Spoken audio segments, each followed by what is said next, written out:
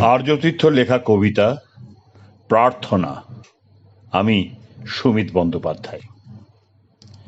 এসো হে অতিথি দেবতা, ছেড়ে পশ্চিম বাস, পূর্বের পূজা নাও। শারদীয়া পূর্বেই পুজো উচ্ছ্বাস এনেছে বাঙালি খুঁজে। এখনো ভাদ্র মাস, ফোটেওনি কাশ, তবু দেখো দিকে দিকে ঢাক ওঠে বেজে। বসে আছো শত শত মণ্ডপে সেজে। বছর দশেক আগে যারা ছিল না, বর্গী ও বাংলাকে মিলিয়েছে কে যে।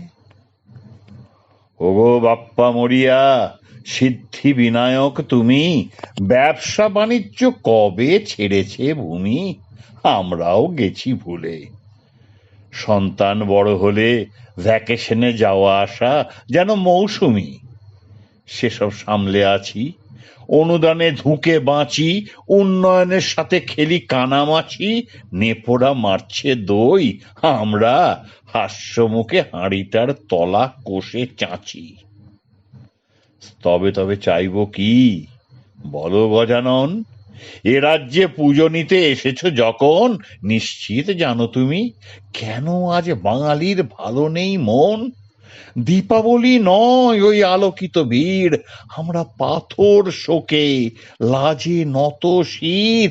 যে বিচার চেয়ে ঘুরি পথে অস্থির, নিশ্চিত জ্ঞাত আছো পৃথিবীতে কিছু নেই যা তুমি জানো না। সেরকম রটনা তো লোক মুখে শোনা। তবে হে অতিথি দেব, শোনো প্রার্থনা। শিবাজির শির দাঁড়া দাও গণপতি, আধার যখন ঘন, প্রগতির বিভ্রমে হয় অধোগতি।